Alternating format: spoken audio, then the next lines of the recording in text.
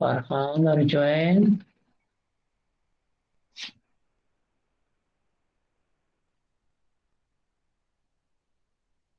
Oke, kita tunggu kehadiran lagi rakan-rakan kamu yang lainnya.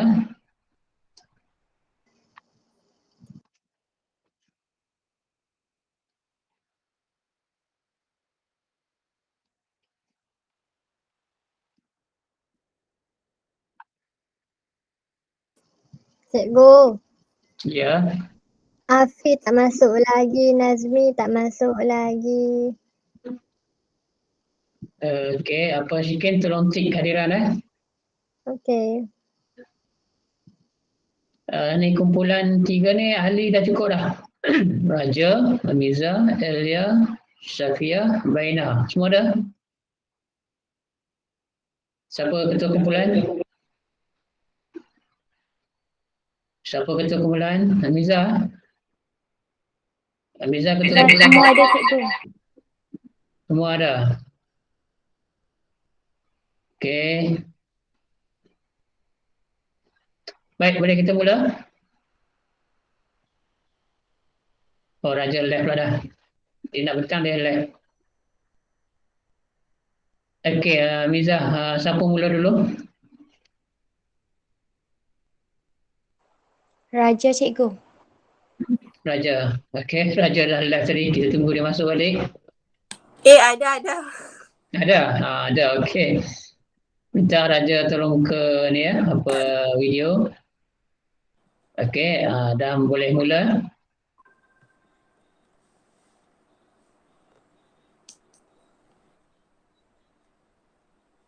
Cikgu Raja Syamil tu saya guna abangnya. Boleh? Tak apalah. Okey. Boleh, Raja mula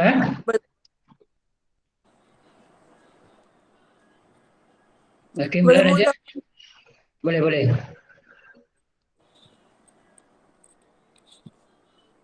Okey, boleh mula. Sila. Assalamualaikum warahmatullahi wabarakatuh dan selamat pagi. Hari ini kita akan bentangkan tajuk kesan-kesan putaran dan peredaran bumi.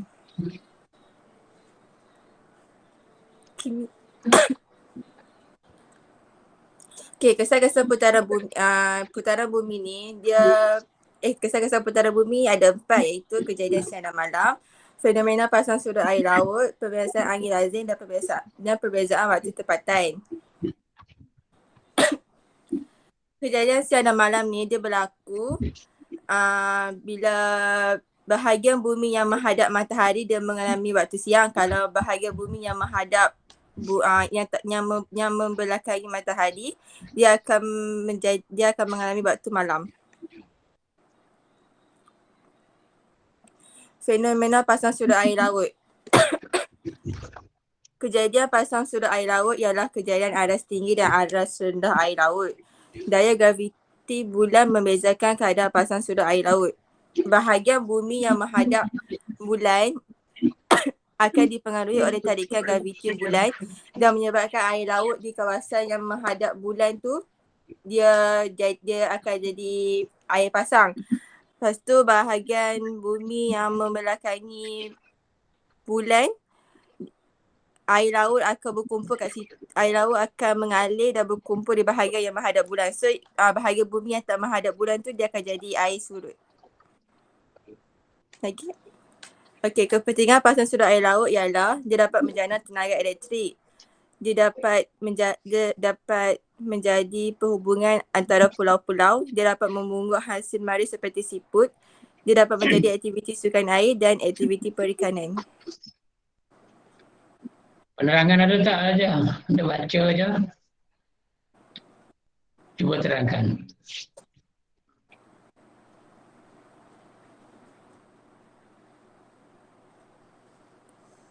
Next Miza.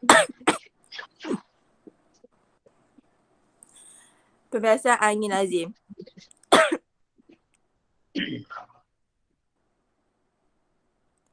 Putaran bumi yang kuat menyebabkan terhasilnya satu daya yang dikenali sebagai daya Coriolis.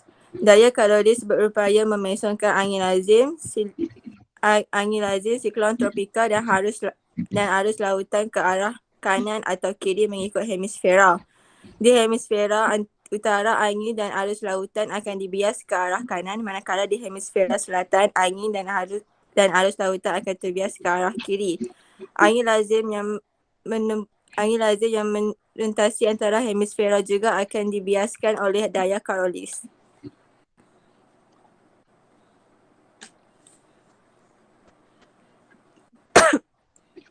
Okey, kisah yang terakhir iaitu perbezaan waktu tempatan. Putaran bumi bagi setiap 5 darjah ni dia menghasilkan pembahagian 24 zon waktu berdasarkan garis bujur. Tempat-tempat yang berbeza kedudukannya mengikut garis bujur mempunyai waktu tempatan yang berbeza. Perbezaan waktu tempatan bagi setiap 15 darjah ialah selama 1 jam atau 4 minit bagi 1 darjah garis bujur.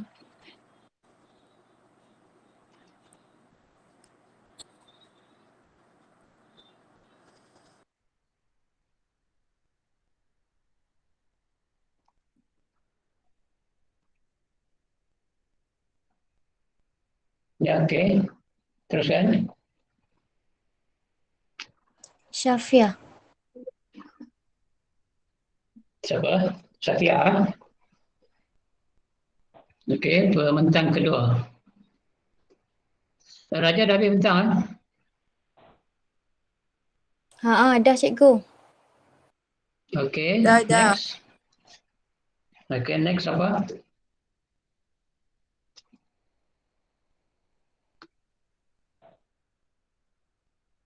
Okey, siapa dia? Safia. Safia tu ada tu. Buka mic Safia.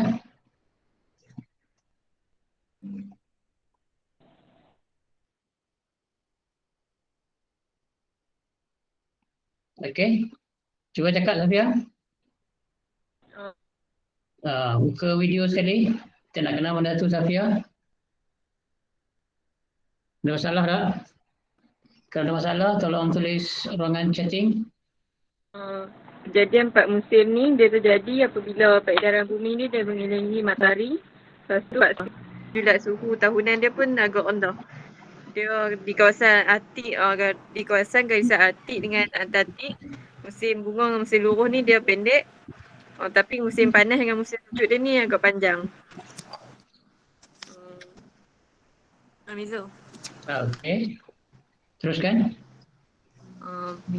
Lepas tu dia kedudukan bumi di 4 tempat ni dia sebab dia mewujudkan equinox musim bunga pada 21 Mac. Lepas tu solstice musim panas pada 21 Jun, equinox musim luruh pada 23 September dan solstice musim sejuk pada 22 Disember. Lepas tu kejadian gerhana ni dia jadi apabila bumi atau bulan tak dapat cahaya matahari, dia macam terlindung daripada cahaya matahari. Lepas tu kejadian gerhana matahari ni dia jadi bila bulan berada antara bumi dengan matahari. Lepas tu bulan ni dia halang sinaran matahari daripada sampai ke bumi. Gerhana penuh ni dia berlaku di bulan Umrah, manakala gerhana separuh ni dia berlaku di penumbra. Gerhana bulan pula dia berlaku apabila matahari dan bumi ni berada dalam keadaan satu baris. Bumi berada di antara matahari dan bulan. Macam waktu tu matahari tak sampai ke bulan sebab bayang-bayang ni dia lindung tutup bulan. So matahari tak dapat nak sampai ke bulan. Matahari ni dia tidak kelihatan selama beberapa minit je semasa gerhana bulan tu berlaku.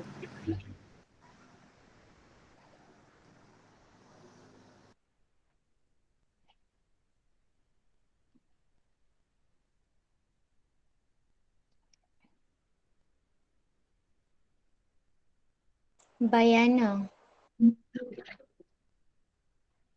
Okey, next Bayana. Okey, silakan Bayana. Ada Bayana? Kita semua ahli kumpulan bersedia. Kalau kata nak passing tu bagi tahu. Okey, silakan siapa lepas ni. Okey, Bayana ada tak? Tengok dalam ni ada tak Bayana?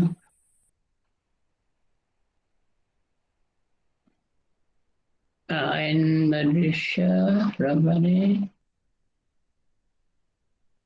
Anis, Shikin, Elia. Okey, Baina tak nampak di sini. Mungkin ada ahli yang lain boleh bantu? Okay, cikgu, Miza saya ke? bantu. Okey, Miza baca. Okey. Okey, pengaruh soltis musim sejuk terhadap unsur fizikal. Kita ada 6. Yang pertama, tanah Okey. beku. Yang kedua, tanah, pokok dan padang ragut dilitupi salji. Yang ketiga, permukaan sungai, tasik dan laut beku. Yang keempat, udara sejuk dan lembap. Yang kelima, malam lebih panjang. Yang keenam, runtuhan salji. Okey, pengaruh soltis musim sejuk terhadap aktiviti manusia. First, tanah beku. Tanah beku, tanah akan diliputi salji. Pembalakan, pengangkutan, pelancongan dan pemberuan. Okey, pertanian dan pengangkutan akan berkurang. Pokok akan dilitupi salji.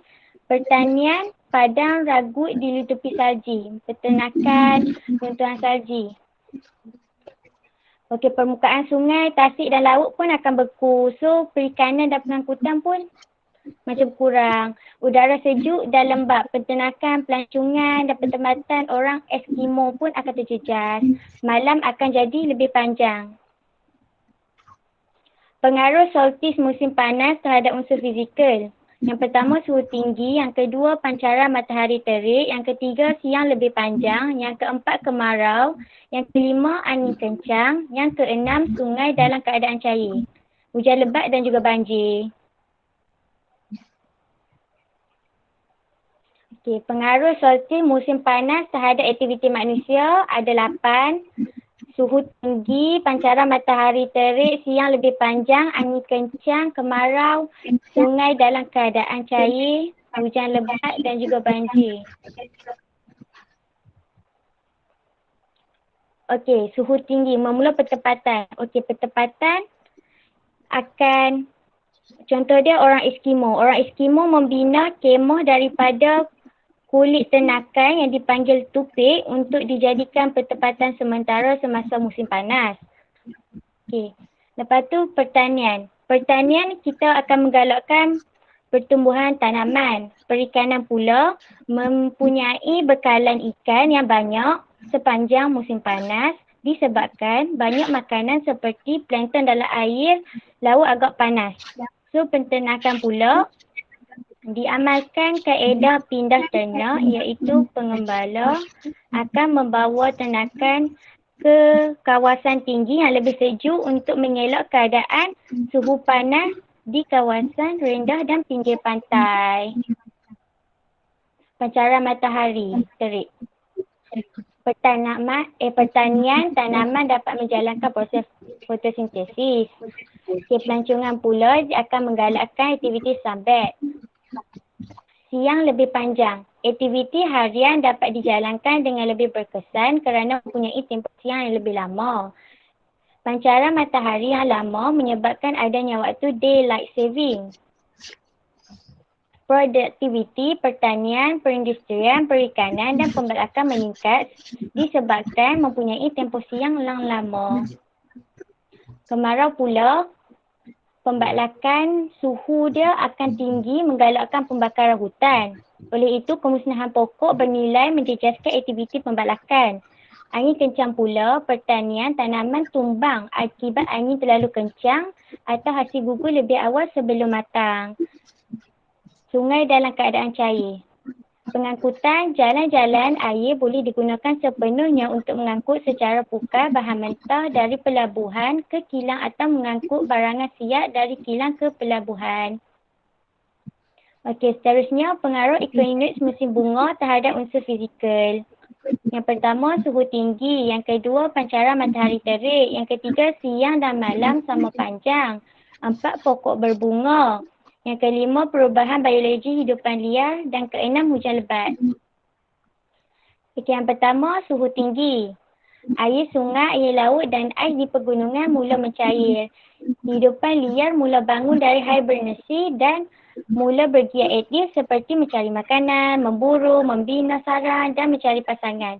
Musim sesuai untuk mengawan dan pembiakan. Menggalakkan pertumbuhan pokok, pucuk baru mula tumbuh, berdaun lebat dan berbunga. Pancaran matahari terik pula, tumbuhan dapat menjalankan proses fotosintesis dan menghasilkan bunga dan buah yang lebat. Siang dan malam yang sama panjang. Semua hidupan liar, nocturnal dan diurnal aktif sebab mempunyai tempoh siang dan malam yang sama. Musim yang sesuai untuk pembiakan bagi hidupan liar. Pokok berbunga pula bekalan madu yang banyak untuk serangga dan burung kecil. Akan menggalakkan proses sejak peluhan dan perpuluhan. Perubahan biologi dan hidupan liar. Hidupan liar mula mengalami bulu, badan gugur atau menipis bagi menghadapi musim panas yang bakal menjelma nanti. Hujan lebat pula, suhu tinggi meningkatkan proses sejatan dan sejak peluhan seterusnya menggalakkan proses pembentukan hujan. Hujan lebat menggalakkan pertumbuhan pokok.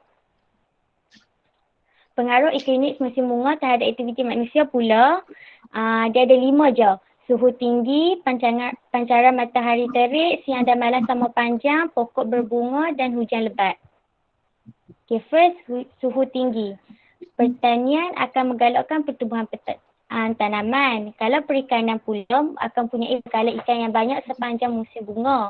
Pemburuan pula, hidupan liar yang bangun dari hibernasi mula bergerak aktif dan mudah diburu. Pembalakan sungai yang mula mencair akan diguna untuk menghayutkan kayu balak ke kilang. Kilang di hilir sungai. Pancaran matahari pula pada musim bunga ni, pertanian tanaman dapat menjalankan fotosintesis. Pelancongan akan menggalakkan sunbath. Lepas tu siang dan malam yang sama panjang, aktiviti harian kita dapat dijalankan dengan lebih berkesan. Produktiviti pertanian, perindustrian, perikanan dan pembalakan meningkat sebab mempunyai tempoh siang yang lama. So kita dapat melakukan kerja dengan lebih mudah. Pokok berbunga pula akan menarik kehadiran pelancong untuk datang. So pelancongan, pokok-pokok berbunga menyediakan pemandangan yang cantik dan menyejukkan mata. Contoh dia pokok sakura di Jepun.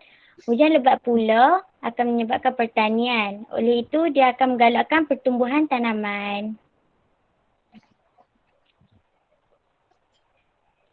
Seterusnya, Ilya. Pengaruh musim luruh. Pengaruh iklim musim luruh terhadap unsur Tunjuk fizikal. muka dia. Buka dah. Buka dah. Kita tak nampak pun. Sekejap. Okey, sekali lagi. Okey, baru ada. Yang pertama, suhu tinggi waktu siang. Yang kedua, ancaman frost malam. Yang ketiga, siang dan malam sama panjang.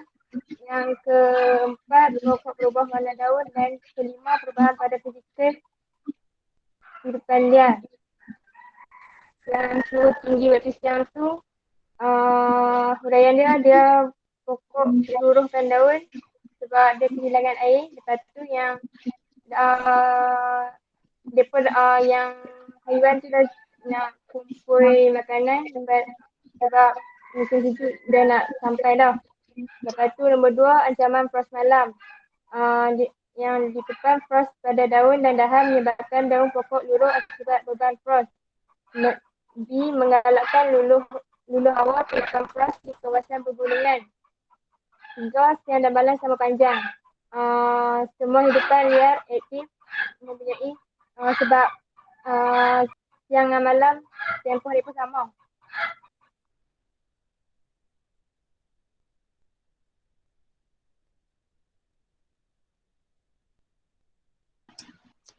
Elia habis dah ke?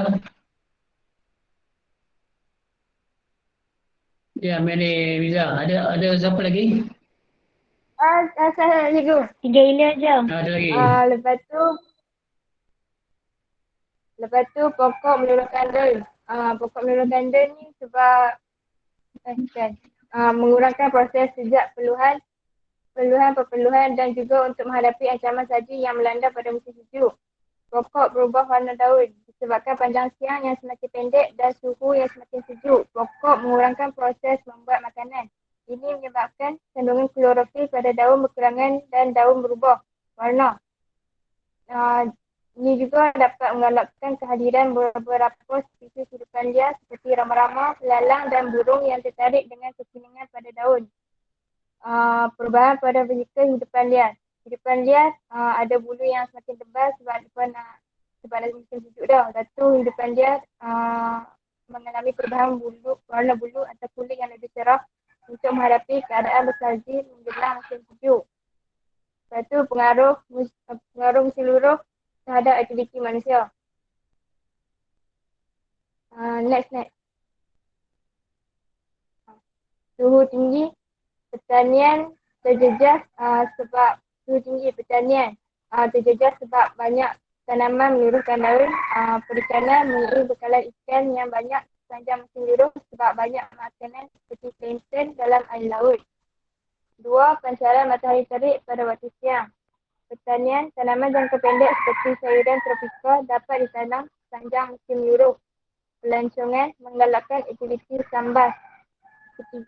Ancaman frost waktu malam. Pertanian musnah atau hasil gugur akibat beban frost pada waktu malam. B. Pengangkutan. Ancaman kabus tebal mengurangkan jarak penghematan dan mengganggu aktiviti penghematan pengangkutan.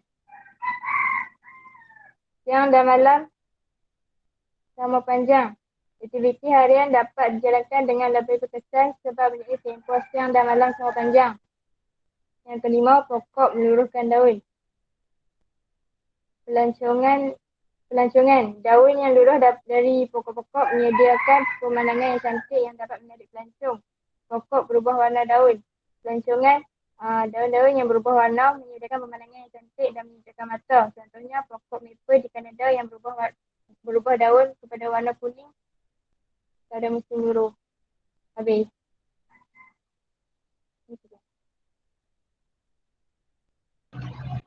Okey, habis dah kumpulan ni.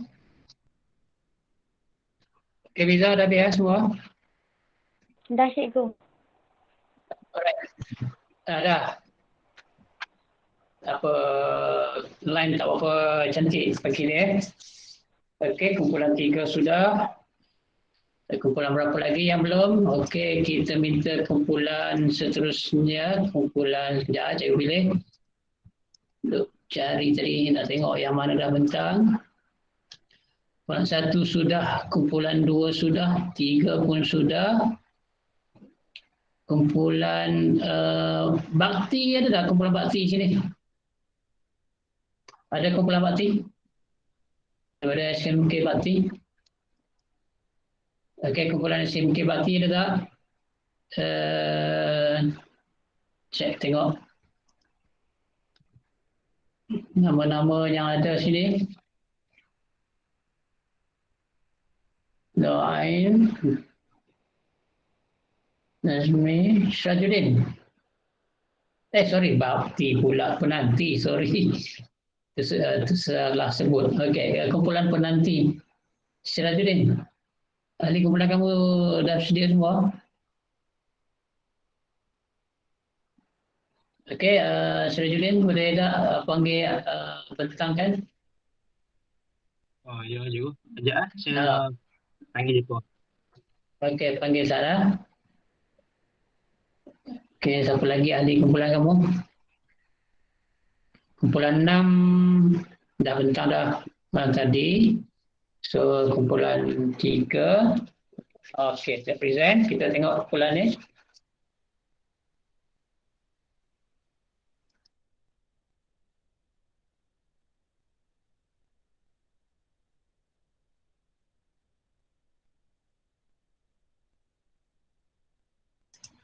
Siapa yang nak mula bentang? Syajudin? Ya. Kamu bentang ke? Okey, boleh. Rabani apa semua bersedia? Okey. Rabani mula. Okey, silakan. Buat kamera. Saya. Siapa mula? Saya. Okey, sila. Rabani, tunjuk muka sikit. Buka video. Rakan lain semua buka video. Okey. Boleh tentang. Okey. Ni bukan abang wartawan tu ke? Nampak topi serupa. Dia tipu saya tau. Oh, ya ke? Okeylah.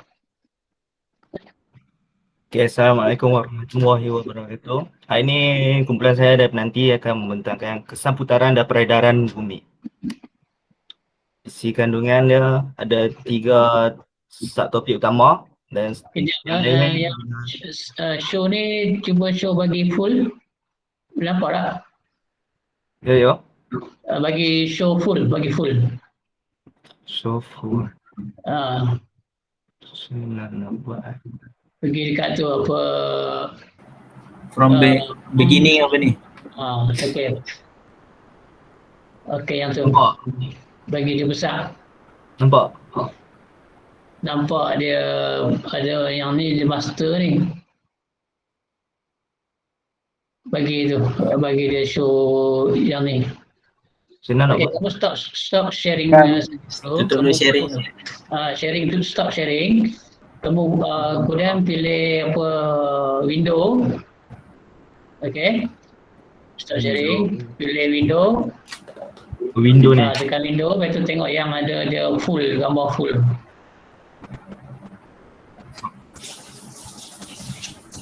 Sharing yang apa full macam. Klik window, lepas tu dia ada banyak apa petak-petak kan. Petak PowerPoint yang apa yang besar ni lah. Mana nak buat? Ada nampak PowerPoint tak? Kamu tadi show dah kan? Syarat dia apa? PowerPoint tu show yang besar je. Lepas tu baru share. Dia tak boleh share baru buka. Buka dulu PowerPoint, show. Lepas tu baru share. Kalau tak boleh kita pakai macam tadi je lah, nampak kecil sikit lah.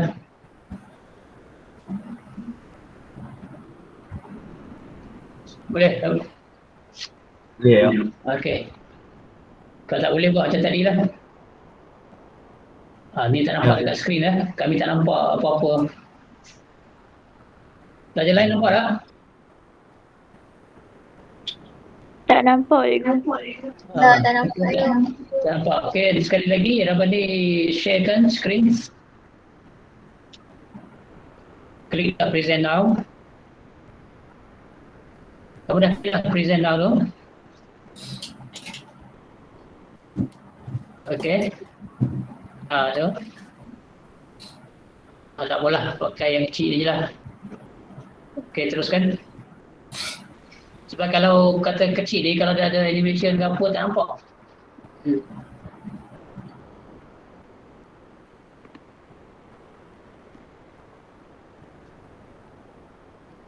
Okey, kesan putaran ni ada 4. Yang pertama adalah kejadian siang dan malam. Yang kedua, fenomena air pasang dan surut. Yang ketiga adalah perbezaan waktu tempatan. Dan yang terakhir adalah perbiasan angin lazim. Kejadian siang malam. Kejadian siang malam ni berlaku kerana bahagian bumi yang menghadap matahari akan mengalami siang, manakala bahagian bumi yang tidak menghadap matahari akan mengalami malam.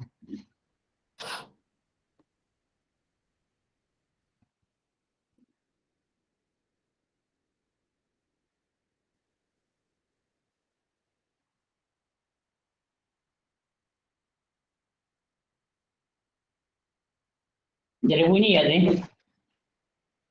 Dengar je? Tak dengar apa. Tak dengar apa? Tak Video buka tu tak dengar bunyi. Sebab tu kalau boleh pakai show lah. Dah tekan tu slideshow bawah tu ni. Slideshow bawah tau. Kat bawah tu. Sebelah Bawah komen kanan. ada cari. Kat mana? Bawah belah Bawah kanan. bawah. Bawah Bawah sekali. kanan. Bawah kanan kat PowerPoint ke apa? Yang ni baru dia show. Tapi gelap. Kat bawah kanan. Apa ni? Tak faham lah. Bawah sekali kanan. Dekat sebelah komen tu. Tu cari lah. Ada tulis slideshow. Okay. Sebelah lagi. Sebelah lagi. Ni. Okey, klik slideshow. Nampak? Nampak? Okey, kamu stop presentation. Stop sharing screen. Kemudian kamu share sekali lagi yang ada video tu. Okey, tekan dekat yang ada anak panah tu, present now. Pergi window. Okey. Pergi window. Okey. Lepas tu ada banyak petak-petak yang ada tu kan. Ya. Klik petak yang ada video tu. Ataupun klik petak yang ada PowerPoint yang besar tu. Kamu boleh pakai tepi dia tu, boleh tarik, ada banyak sebelah kanan tu, boleh scroll. Kemudian klik yang tu, kemudian share. Tak boleh oh. Tak boleh. Kalau tu tak boleh, cuba share your entire screen.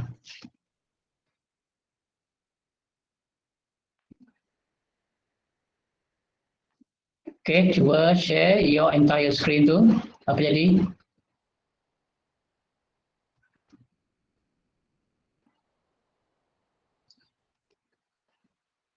Okey, dah jadi panjang tu. Okey, stop. Ini nampak ya? Yang ni nampak. Okey, ni betul.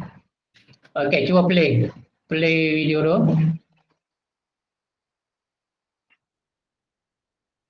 Sebelah kanan video tu ada mouse, ada volume. Dekat control video tu ada volume, dekat control video ada volume. Bagi up. Play video dulu, play video. Kat sebelah kanan tu up. Tak dengar? Ya yo. Tak dengar. Tak apa je, teruskan je lah. Kamu cakap je lah. Okey, ini nombor nampak besar Seterusnya bagi pada rakan saya. Okey, siapa? Mirul. Okey. Ya. Mirul. Buka Maaf video. yo. Kamera laptop tak boleh buka yo. Laptop tak boleh buka. Pakai telefon? Ya. Kalau laptop tak boleh buka, kamu tekan dekat setting video masa dekat dalam Google Meet tu, cari video yang betul lah. Kadang-kadang dia guna kamera Irium. Kadang-kadang dia guna kamera laptop. So pilih kamera laptop. Kalau pakai kamera Irium, dia kena pasang sekali dengan handset. Handset jadi kamera. Boleh Mirul? Kalau tak boleh, tak apalah. Dengar suara je lah. Tak boleh yo. Video tak boleh papat Kamera ni rosak. Tak apa, nanti lepas ni cuba. Tapi okey, boleh inilah Mirul bentangkan. Air pasang dan surut. Okey, yang pertama, air pasang surut terjadi kerana putaran bumi dan graviti bulan. Daya graviti bulan membezakan pasang surut air laut. Air laut di bahagian bumi yang menghadap bulan akan dipengaruhi oleh tarikan graviti bulan, menyebabkan air laut berkumpul dan mengalami air pasang. Air laut di bahagian bumi yang terlindung daripada bulan akan mengalir ke bahagian menghadap bulan, menyebabkan air laut surut. Ini contoh gambar.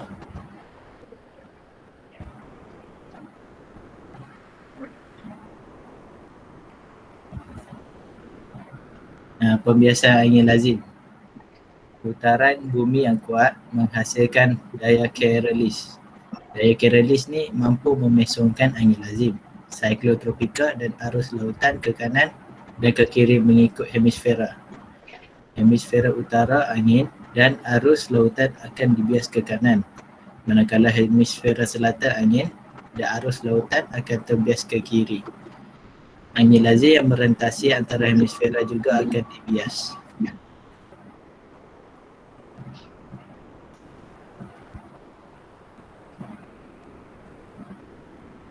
Okey, contohnya angin monsun tenggara dari hemisfera selatan melintasi garis khatulistiwa dan memasuki hemisfera utara akan dibiaskan ke kanan dan menjadi angin monsun barat daya. Angin monsun timur laut iaitu dari hemisfera utara melintasi garisan khatulistiwa memasuki hemisfera selatan akan dibias ke kiri menjadi angin monsun barat laut.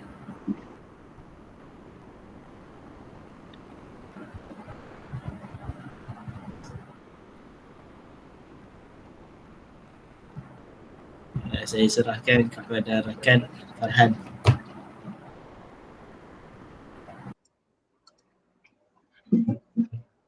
Okey.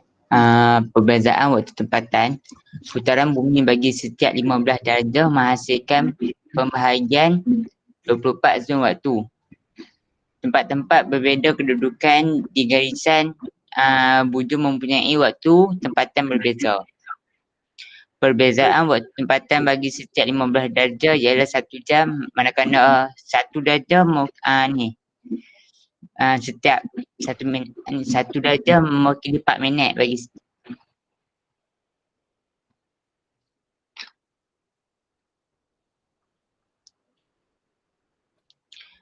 kesan peredaran bumi, kejadian 4 musim, solstice dan equinox. Peredaran bumi mengelilingi matahari dalam keadaan condong menyebabkan kedudukan matahari berbeza-beza di atas garisan lintang bumi yang berbeza. Kedudukan matahari yang berbeza-beza ini menyebabkan jumlah pancaran matahari yang diterima dan panjang siang dan malam berbeza di bumi. Perbezaan jumlah tenaga suria dan panjang siang dan malam di bumi menyebabkan kejadian 4 musim, iaitu musim sejuk, musim panas, musim bunga dan musim luruh.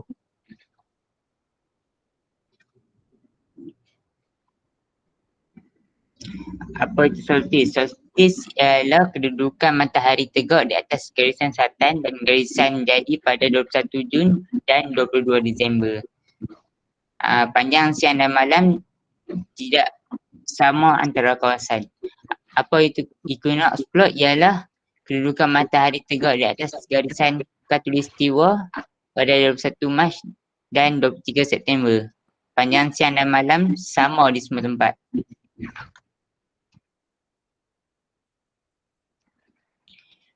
Okey, gerhana bulan dan matahari. Gerhana terjadi apabila kedudukan bumi, bulan dan matahari adalah selari. Gerhana bulan boleh terjadi bumi berada di antara matahari dan bulan. Bumi menghalang cahaya matahari sampai ke bulan. Kawasan bayang bumi dikenali sebagai kawasan umbra. Keadaan ini menyebabkan gerhana bulan. Gerhana matahari pula, bulan berada di antara matahari dan bumi.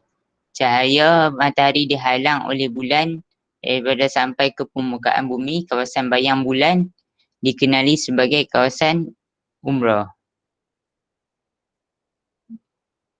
Kawasan umbra akan mengalami keadaan gelap seperti waktu malam, disertai dengan kejadian air pasang perbani, iaitu air pasang maksimum akibat tarikan graviti secara serentak oleh bulan dan matahari.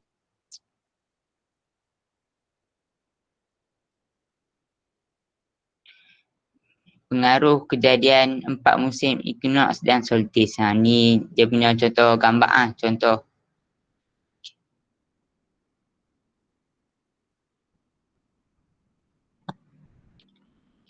Pengaruh solstice musim sejuk terhadap unsur fizikal lah. Pengaruh terhadap tumbuhan. Tumbuhan yang hidup dan bertahan pada musim sejuk merupakan tumbuhan berkayu keras. Pengaruh terhadap luluh hawa. Tindakan frost pada musim sejuk yang berlaku di kawasan pegunungan bersalji. Proses ini berlaku dengan adanya rekahan-rekahan di lereng-lereng puncak bukit yang akan menakung air pada musim panas. Betul. Pengaruh solstice musim sejuk terhadap aktiviti manusia pula ialah kegiatan pertanian.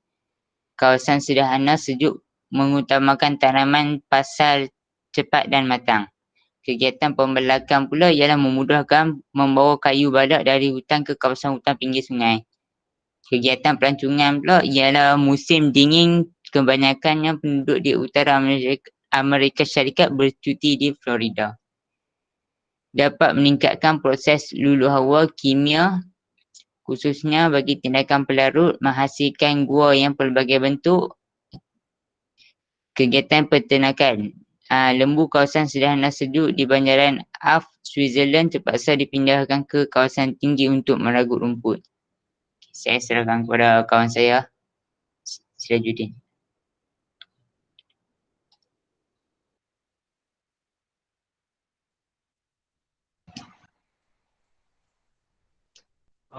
Pengaruh solstice musim panas terhadap unsur fizikal, pengaruh terhadap tumbuhan renek akan tumbuh. Pengaruh terhadap sedotan pula, proses sedotan dapat memindahkan air dari permukaan ke atmosfera dengan mengubah molekul air ke wak air. Terhadap kegiatan manusia pula, dari segi kegiatan pertanian, kawasan tropika mempunyai dua musim yang nyata, iaitu panas dan lembap, maka pertanian dapat dijalankan panjang tahun. Dari segi kegiatan pembalakan, balak akan masuk ke dalam sungai dan dihanyutkan ke kawasan selam. Kegiatan peternakan, kawasan beriklim tidak sesuai dengan peternakan manusia. Seterusnya, pengaruh equinox musim luruh terhadap musim biasa. Yang pertama, suhu tinggi pada waktu siang. Yang kedua, ancaman pos malam. Yang ketiga, siang dan malam sama panjang. Yang keempat, pokok menurunkan daun. Yang kelima, pokok berubah warna daun. Dan yang terakhir, perubahan pada fizikal kehidupan liar. Pengaruh equinox musim luruh terhadap aktiviti manusia. Yang pertama, suhu tinggi. Yang kedua, pancaran matahari terik pada waktu siang. Yang ketiga, ancaman frost pada waktu malam. Yang keempat, siang dan malam sama panjang. Yang kelima, pokok meluruhkan daun. Dan yang keenam, pokok berubah warna daun. Yang kelima, pengaruh equinox musim bunga.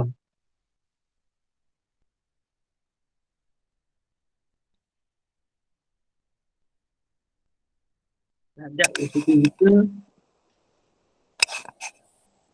suhu yang tinggi, air sungai, air laut dan air di pergunungan mula mencair. Yang kedua, hidupan liar mula bangun dan berhibernasi dan mula bergiat aktif seperti mencari makanan, memburu, membina sarang dan mencari pasangan. Yang ketiga, musim sesuai untuk mengawan dan pembiakan. Yang kedua, pancaran matahari terik. Tumbuhan dapat menjalankan proses fotosintesis dan menghasilkan bunga dan buah yang lebat. Yang ketiga, siang dan malam sama panjang. Semua kehidupan liar aktif sebab mempunyai tempoh siang dan malam yang sama. Dan musim yang sesuai untuk pembiakan bagi kehidupan liar. Yang ketiga, pokok berbunga. Bekalan madu yang banyak untuk serangga dan burung kecil. Dan menggalakkan proses sejak peluhan dan perpeluhan. Yang kelima, perubahan biologi kehidupan liar. Kehidupan liar mula mengalami bulu badan, gugur atau nipis bagi menghadapi musim panas yang bakal menjemur nanti. Yang terakhir, hujan lebat.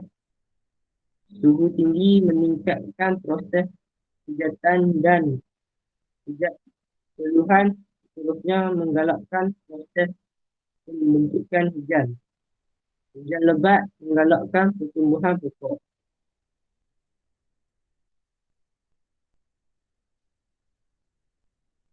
Terhadap aktiviti manusia pula, tinggi pertanian menggalakkan pertumbuhan tanaman.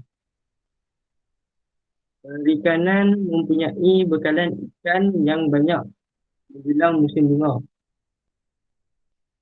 Pemburuan hidupan liar bangun dari hibernasi mula bergerak aktif. Pembalakan sungai yang mula mencair digunakan untuk menghanyutkan balak kilang di hulu sungai. Yang kedua, pancaran matahari terik pertanian. Tanaman dapat menjalankan proses fotosintesis dengan menggalakkan aktiviti sambat. Yang ketiga, siang dan malam sama panjang.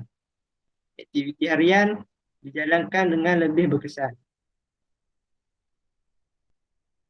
Produktiviti pertanian, perindustrian, pembalakan dan perikanan meningkat.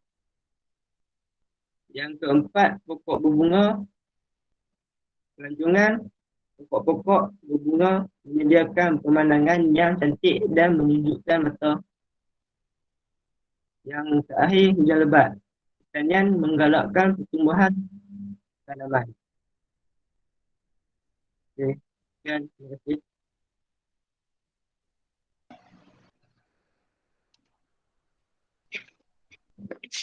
Okey, terima kasih kepada kumpulan daripada SMK penanti. Okey, tolong stop share presenting. Okey.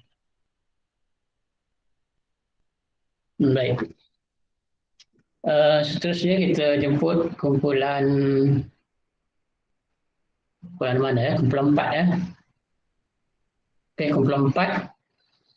Dan akhir sekali ialah kumpulan 5. Sebab kumpulan 5 ada tadi permintaan sebab apa? Mel dekat kerja kan. Okey, kumpulan 4, Nadisha, Masyita, Sikin Sani, Anis Abawati dan Masya. Okey, minta kumpulan 4 bersedia. Tayangkan PowerPoint anda.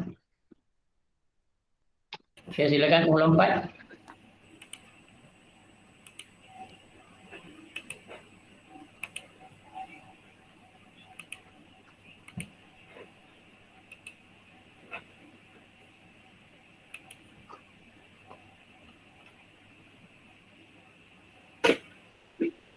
Okey, silakan Nadisha. Assalamualaikum warahmatullahi wabarakatuh dan salam sejahtera. Hari ini kami akan terangkan pasal pergerakan bumi. Next. Ni tim saya. Next. Lepas tu ni subtopik yang akan saya terangkan hari ini. Kejadian siang dan malam, pembiasaan angin lazim dan pembezaan waktu tempatan. Kejadian siang dan malam. Siang dan malam terjadi kerana bumi berputar di atas paksinya mengelilingi matahari. Putaran bumi tersebut menyebabkan sebahagian dari bumi terdedah kepada cahaya matahari. Ini menyebabkan berlakunya siang. Next. Okey. Perbezaan siang dan malam di sesuatu kawasan kecuali di garisan khatulistiwa. Disebabkan kecondongan bumi iaitu 6.1/2 darjah dari satuan orbit, hemisfera selatan mengalami waktu siang lebih panjang daripada waktu malam pada 22 Disember.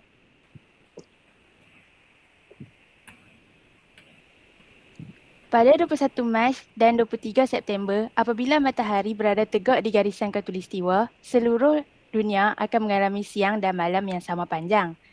Dan pada 21 Jun, apabila matahari berada tegak di garisan selatan, semua kawasan di hemisfera utara mengalami siang lebih panjang dari malam, manakala di kawasan hemisfera selatan mengalami siang yang lebih pendek dari malam.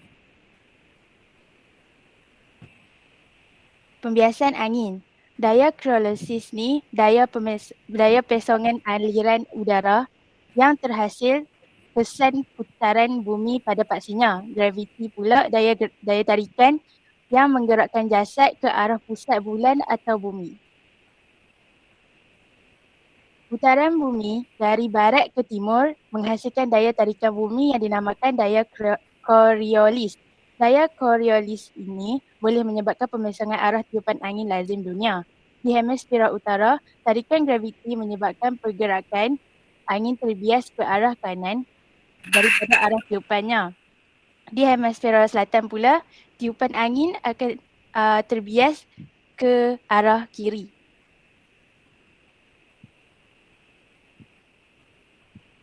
Next. Lepas tu perbezaan waktu tempatan. Waktu berbeza kerana setiap putaran bumi sejauh 1 darjah garis bujur mengambil masa 4 minit. 15 darjah putaran mengambil masa sebanyak 1 jam. Wujud 24 zon waktu bagi seluruh dunia. 360 darjah bahagi dengan 15 darjah sama dengan 24 jam. Next. Perbezaan waktu tempatan. Dari Greenwich ke timur akan mendahului masa, manakala dari Greenwich ke barat masa akan terkebelakang.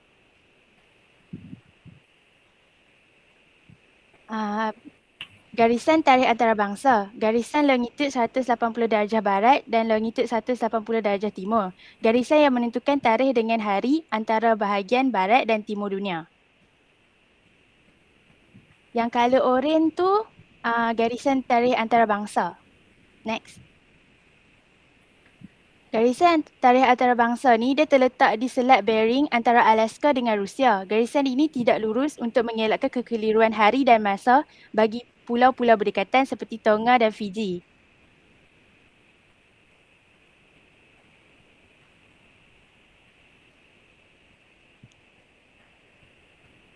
Next.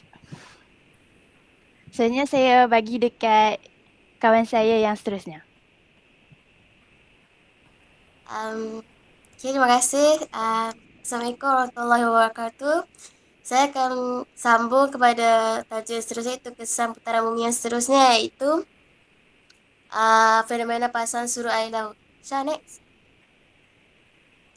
Okay, fenomena pasang surut air laut ni dia terjadi macam mana nak cakap? Setiap hari air laut dia akan mengalami kenaikan dan juga penurunan air di kawasan permukaan. Kenaikan dan penurunan tu ialah optional arah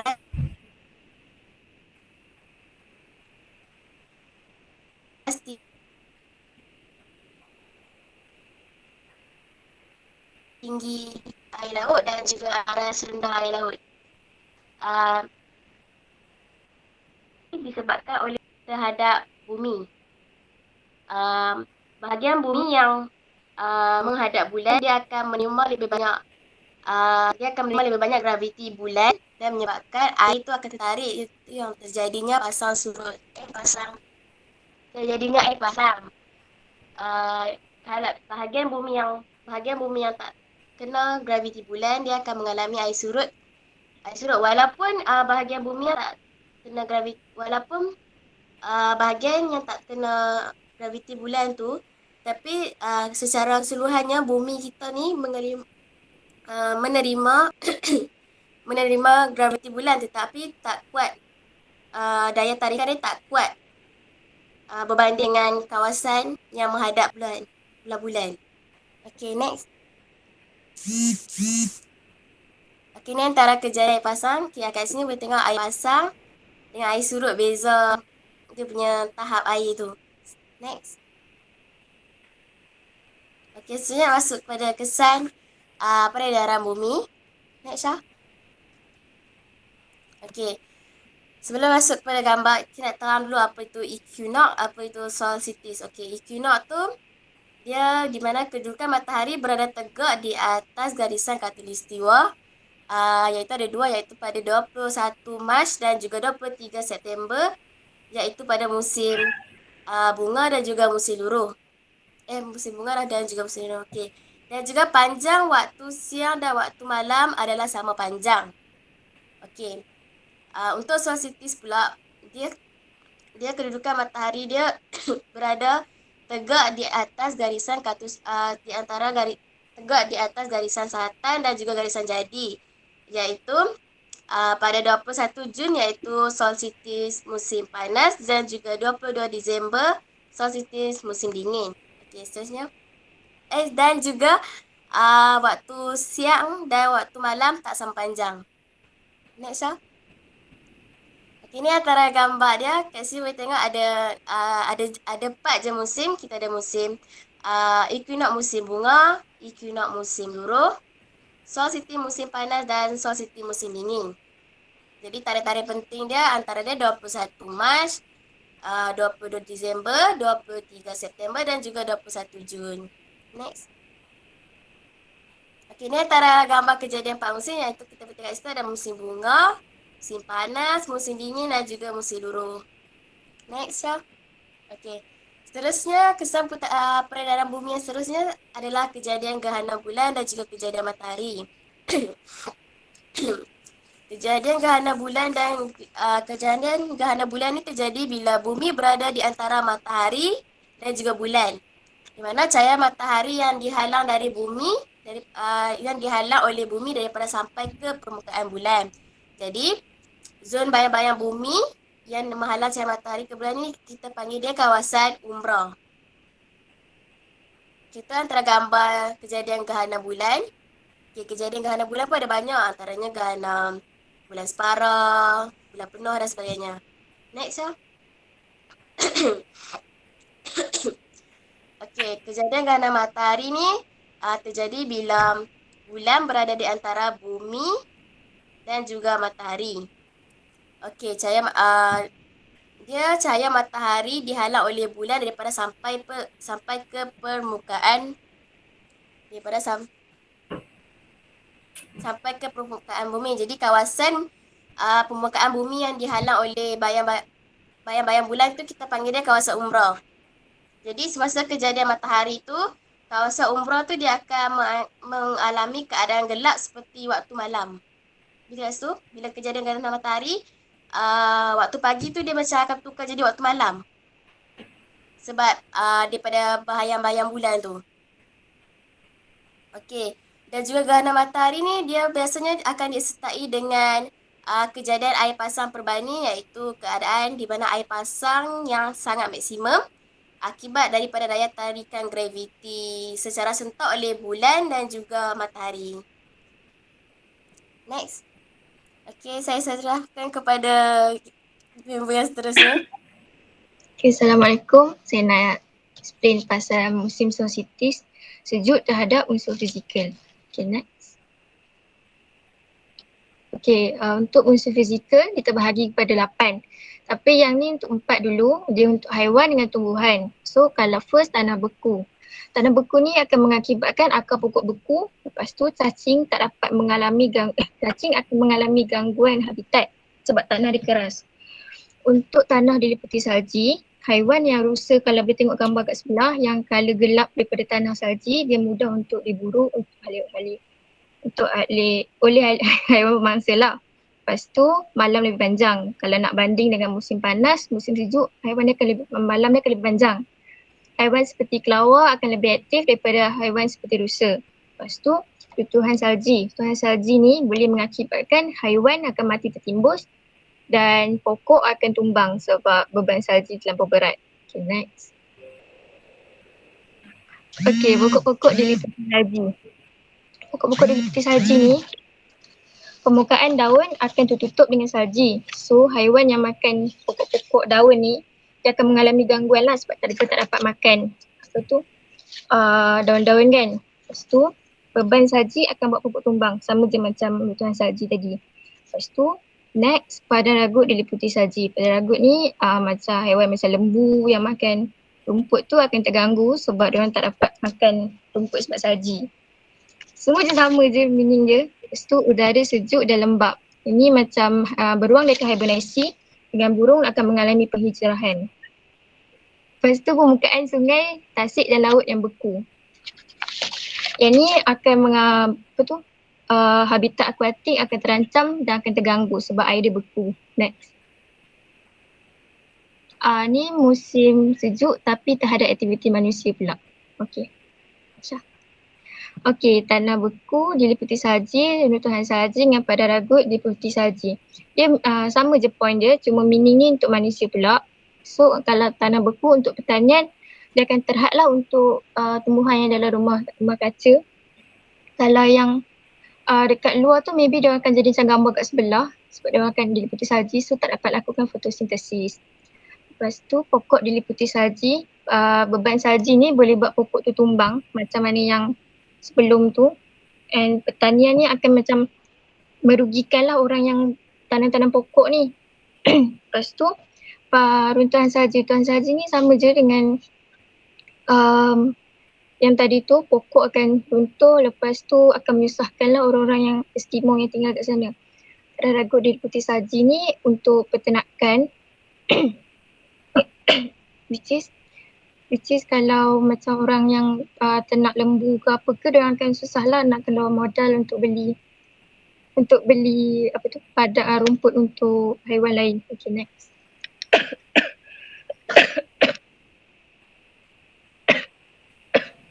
Okay, kalau tanah diliputi salji, dia ada positif, dia ada negatif. Ada 4 positif which is pembalakan, pengangkutan, pemburuan dengan pelancongan. So kalau pembalakan dia mudahlah untuk nak tarik kayu sebab tanah dia licin. Kalau pengangkutan untuk orang Eskimo dia guna anduk salji. Anduk salji tu macam yang Santa Claus punya. Macam boleh tengok gambar sebelah ni which is kadang-kadang diorang guna anjing, kadang-kadang diorang guna musang. Pemburuan dia akan gunakan daging, kulit dengan lemak untuk diorang punya kehidupan seharian, dan pelancongan orang selalunya dia akan buat ski. Lepas tu kalau negatif pula pertanian, diorang akan terbantu sebab tak dapat cahaya matahari yang banyak untuk buat fotosintesis.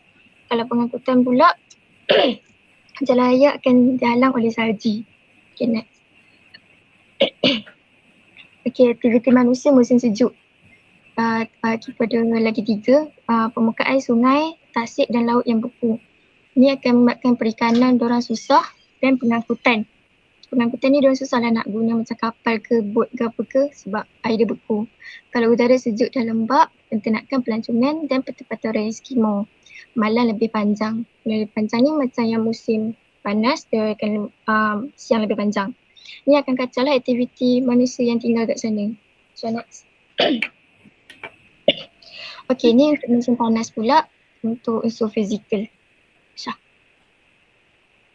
Okay, untuk musim panas dia suhu dia tinggi. Lepas tu pancaran matahari dia terik, siang lebih panjang dan kemarau. Suhu lebih tinggi ni dia akan menggalakkan suhu pokok, pertumbuhan pokok.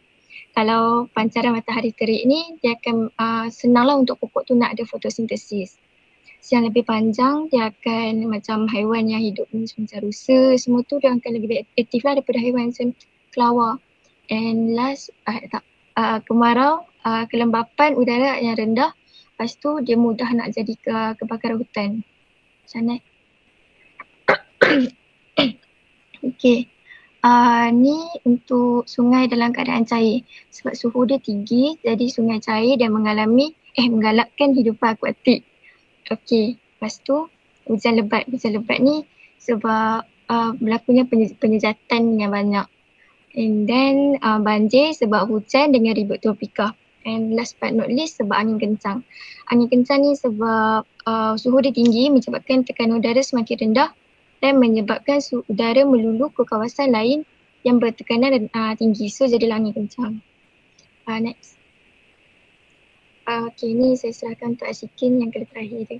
Okay, terima kasih. Terima kasih. Assalamualaikum dan selamat pagi. Ini saya akan sambung perbincangan untuk pengaruh solstice musim panas terhadap unsur manusia. Next. Okey, untuk suhu tinggi akan mempengaruhi pertanian, perikanan, penternakan dan pertempatan orang Eskimo. Contoh untuk pertanian menggalakkan pertumbuhan tanaman. Bagi kawasan yang bersuhu panas, selalunya mereka akan tanam untuk pokok macam timun, ubi, lobak, tanaman yang senang dan untuk dijaga dan tidak memerlukan banyak air.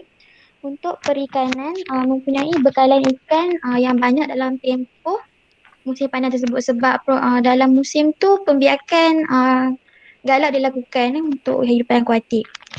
Kemudian untuk peternakan, diamalkan kaedah pindah ternak iaitu pengembala akan membawa ternakan ke kawasan tinggi yang lebih sejuk untuk mengelak keadaan suhu panas di kawasan rendah dan pinggir pantai.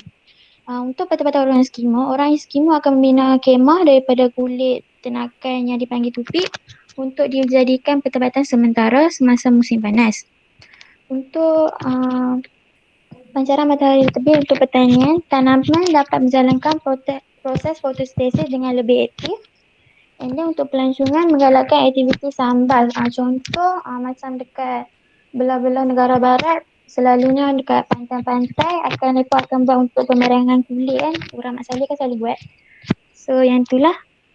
So next. Seterusnya pengaruh iklim musim bunga terhadap unsur fizikal.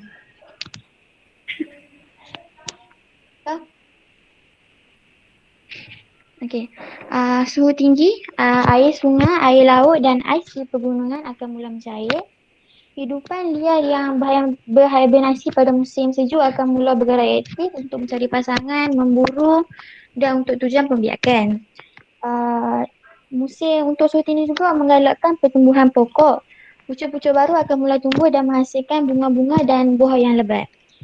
Pancaran matahari terbit, tumbuhan dapat menjalankan proses fotosintesis dengan lebih aktif untuk pertumbuhan bunga dan pelebatan buah. Siang dan malam yang sama panjang, semua hidupan liar, nokturnal dan diurnal akan aktif sebab mempunyai tempoh siang dan malam yang sama. Nocturnal dengan diurnal ni dua hal yang berbeza. Nocturnal ni dia lebih aktif pada waktu malam, diurnal pada waktu siang. So dua-dua haiwan ni masa yang sama untuk tujuan pemburuan, pembiakan dan segalanya. And then musim yang sesuai untuk pembiakan juga bagi hidupan liar ni. And then pokok-pokok dapat membekalkan madu untuk banyak serangga. So next. Perubahan biologi hidupan liar. Contoh macam kawasan sejuk macam beruang kola dan haiwan yang lebih tebal. Waktu musim bunga ni mereka akan mula melakukan proses perburuan bulu untuk musim panas yang seterusnya bagi mengekalkan suhu badan. Hujan lebat ni sebab suhu tinggi, so penyejatan wap air tu akan lebih tinggi, so akan menggalakkan pembentukan hujan lebat. So next. Pengaruh sinar musim bunga terhadap iklim. So next. Untuk tujuan pelancongan, ada dua. Menggalakkan sunbath dengan tarik pelancong. Contoh macam dekat Jepun kan musim bunga sakura. So dia punya pemandangan tu memang cantik. So banyak pelancong akan tarik ke sana untuk bercuti. Untuk pertanian, menggalakkan pertumbuhan pokok seperti gandum ke buah-buahan ataupun tanaman-tanaman sayuran. Perikanan, pada waktu ni ikan akan mula membiak dengan banyak. Contoh macam ikan salmon, diorang akan kumpul dekat satu sungai. Diorang akan membiakkan itu banyak-banyak. Okay, so next. Untuk juga pemburuan, haiwan bernasi akan mula beraktif. So para pemburu yang mempunyai lesen akan mula melakukan aktiviti pemburuan untuk kulit ataupun hiasan. Jadi aktiviti harian akan lebih berkesan sebab waktu siang dan malam sama panjang. So suhu sesuai untuk aktiviti outdoor yang seperti nak berkelah ke, cycle ke, pergi taman ke dan sebagainya. So next. Saya akan serahkan kepada komentar. Okey. Assalamualaikum. Hari ni kita nak tengok pengaruh equinox musim nurul terhadap unsur fizikal pula. Pengaruh musim nurul terhadap fizikal. Yang pertama kita tengok suhu tinggi pada waktu siang. Suhu tinggi pada waktu siang ini menyebabkan pokok meluruhkan daun untuk mengurangkan kehilangan air. Suhu tinggi waktu siang dengan suhu yang tinggi, hidupan aktif mencari dan mengumpul makanan untuk bekalan musim sejuk yang bakal tiba. Kemudian yang kedua kita tengok daun berubah warna. Disebabkan perubahan panjang yang semakin pendek dan suhu yang semakin sejuk, pokok mengurangkan proses membuat makanan iaitu proses fotosintesis. Ini menyebabkan kandungan klorofil pada daun berkurang dan menyebabkan daun itu bertukar daripada hijau ke kuning. And then yang kedua, daun berubah warna juga menggalakkan kehadiran beberapa spesies hidupan liar seperti rama-rama, belalang dan burung yang tertarik dengan warna kekuningan pada daun tu. Kemudian yang ketiga kita tengok siang dan malam yang sama panjang. Semua hidupan liar aktif sebab siang dan malam ni mempunyai masa yang sama, masa tempoh yang sama, iaitu 12 jam. Kemudian kita tengok pokok meluruhkan daun. Pokok meluruhkan daun ini mengurangkan proses sejak peluhan dan perpeluhan dan juga untuk menghadapi ancaman salji yang melanda pada musim sejuk tidak lama lagi. Kemudian kita tengok pengaruh equinox musim luruh terhadap aktiviti manusia. Yang pertama, suhu tinggi. Suhu tinggi ni dari segi perikanan, bekalan ikan yang banyak sepanjang musim luruh sebab banyak makanan seperti plankton dalam air laut agak panas pada waktu siang. Kemudian dari segi pertanian akan terjejas sebab kebanyakan tanaman meluruhkan daunnya. Kemudian kedua kita tengok siang dan malam yang sama panjang. Aktiviti harian dapat dilakukan dengan lebih berkesan kerana tempoh siang dan malam yang sama, iaitu 12 jam. Yang terakhir kita tengok pokok meluruhkan daun.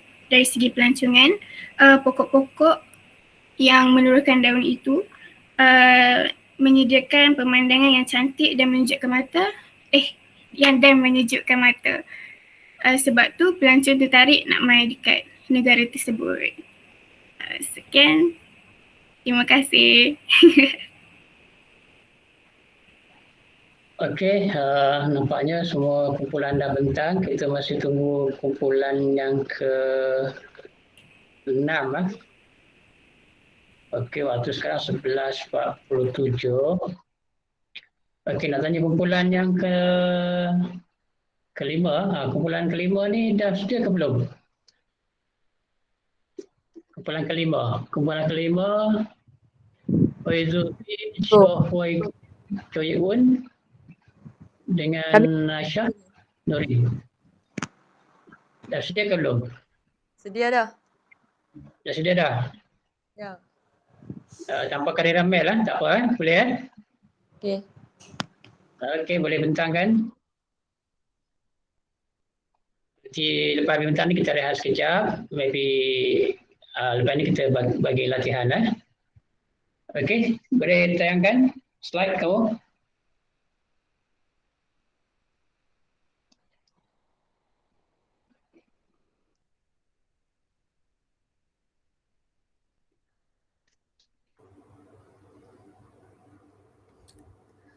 Selamat sejahtera cikgu dan rakan-rakan sekalian.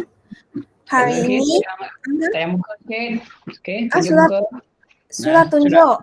Sudah tunjuk, tak nampak. Maybe saya punya line kot kerana saya tadi tengok 3G saja. Okey, tak apa, kita tunggu Okey, teruskan. Selamat sejahtera cikgu dan rakan-rakan sekalian. Hari ini kami, kumpulan 5 ingin membuatkan pembentangan tentang kesan-kesan putaran dan peredaran bumi. Saya, Usha Chi, akan membuat pembentangan dahulu tentang kesan putaran bumi. Kesan yang pertama ialah kejadian siang dan malam. Siang dan malam terjadi kerana bumi berputar di atas aksinya mengelilingi matahari. Kejadian siang akan berlaku pada bahagian bumi yang menghadap matahari, manakala bahagian bumi yang membelakangi matahari akan mengalami waktu malam. Selain itu, fenomena pasang surut air laut juga merupakan salah satu kesan putaran bumi. Kejadian ini berlaku akibat perbezaan daya tarikan graviti terutamanya dari bulan ke atas bumi. Daya tarikan graviti yang kuat akan menaikkan air laut di permukaan bumi yang menghadap ke bulan dan menghasilkan air pasang. Waktu air pasang, air laut tenang dan kadang-kala mengalir ke hulu sungai sehingga 10 km. Kawasan yang terletak jauh dari bulan pula akan mengalami air surut. Kerana air di kawasan ini tertarik ke kawasan berhampiran bulan. Pasang air surut ini berlaku di kawasan pantai dan muara sungai. Lazimnya 2 kali pasang dan 2 kali surut sehari. Waktu air surut, pinggir air laut akan ke jauh tengah laut. Pembentangan poin saya yang terakhir untuk hari ini ialah pembiasan angin lazim. Angin lazim berlaku kerana disebabkan daya koriosis. Di hemisfera utara, pembiasan angin lazim berlaku ke arah kanan, manakala di hemisfera selatan terbias ke arah kiri. Pembentangan saya pada hari ini telah tamat. Seterusnya saya memperkenalkan kawan saya Mei untuk membuat pembentangan kesan-kesan yang seterus. Sekian, terima kasih.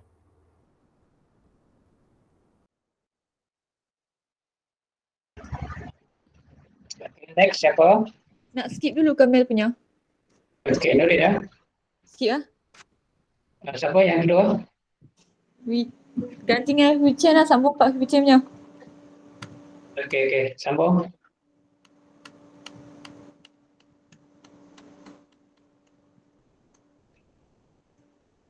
Yang ni kau?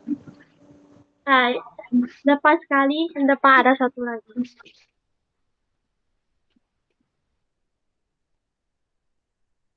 Ni dah belakang dah ni kan? Mungkin baca yang mana? Topik apa?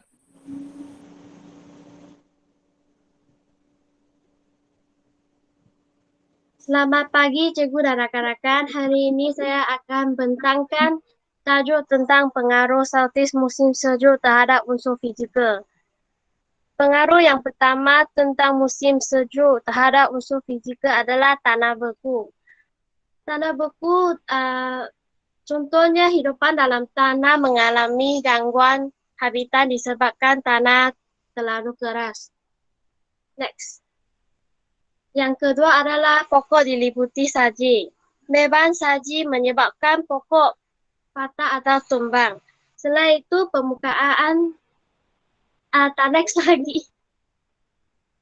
Selain itu, permukaan daun yang ditutupi oleh salji mesusahkan haiwan untuk mencari makanan. Next. Selain itu, udara sejuk dan lembab juga akan menyebabkan haiwan-haiwan berhijrah ke tempat lain. Next. Pada musim sejuk, malam akan lebih panjang. Contohnya hidupan liuna seperti rusa menjadi kurang aktif, manakala hidupan nokturnal seperti rubah akan menjadi lebih aktif. Next. Musim sejuk juga akan menyebabkan runtuhan salji. Kerana timbuhan salji yang tebal di kawasan tanah tinggi mengalahkan kejadian runtuhan salji. Next. Tajuk yang kedua adalah pengaruh saltis musim sejuk terhadap aktiviti manusia. Yang pertama ialah tanah beku. Contohnya pertanian tumbuh sarang tanaman terbantuk disebabkan akar tidak menjalar dan susah untuk mencari nutrien dalam tanah. Next.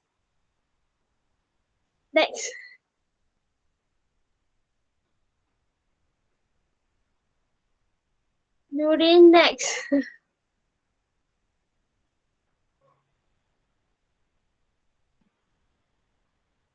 Selain itu, pokok diliputi salji. Contohnya, beban salji menyebabkan tanaman seperti pokok apel ditumpangkan. Next.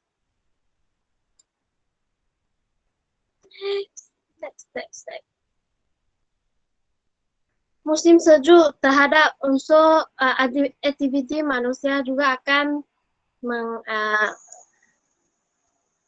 orang orang Eskimo membina iglo daripada ais untuk dijadikan penempatan semasa musim sejuk kerana udara sejuk dan lembap. Next.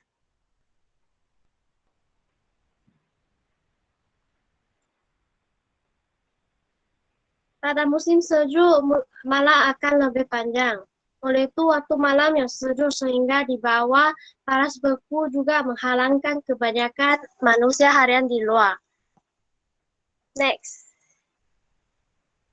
Pelancongan terganggu sebab kawasan cerun bukit atau penggunungan yang diliputi salji amat bahaya kerana runtuhan salji.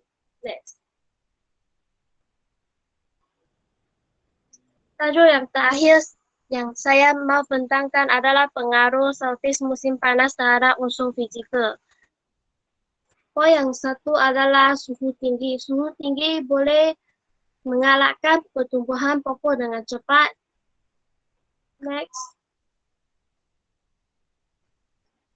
Pada musim panas, pancaran matahari terik juga akan mendapat tumbuhan untuk menjalankan proses fotosintesis dengan baik. Next. Pada musim panas yang akan lebih panjang, oleh itu hidupan liar diurnal seperti rusa, mereka akan lebih aktif kerana siang lebih panjang. Next.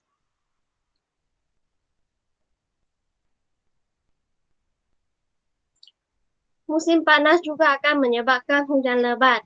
Suhu yang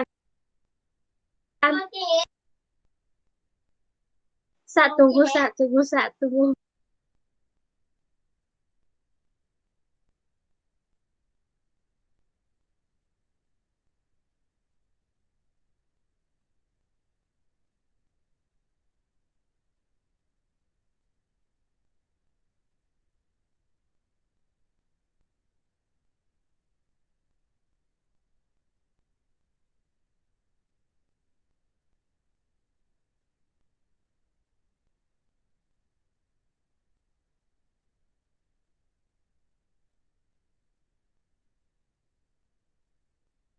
Maaf cikgu, tadi ada gangguan sikit. Seterusnya hujan lebat juga akan menyebabkan suhu yang tinggi juga akan menyebabkan memproseskan pembentukan hujan lebat. Next. Pada musim panas, banjir juga akan dibentukkan kerana hujan lebat dan hujan tropika. Poin saya sudah habis dan saya akan serahkan kepada Nurin Aisyah, kawan saya. Terima kasih. Okey, baiklah. Saya akan sambung topik 1.3.4 iaitu pengaruh solstice musim panas terhadap aktiviti fizikal manusia. Okay. Pengaruh yang pertama ialah suhu tinggi. Kita ada 4 kategori. Yang pertama iaitu pertanian. Ia menggalakkan pertumbuhan tanaman. Yang kedua, suhu tinggi juga menyebabkan manusia mendapat bekalan ikan yang banyak sebab di dalam laut terdapat banyak makanan iaitu plankton. Yang ketiga ialah penternakan.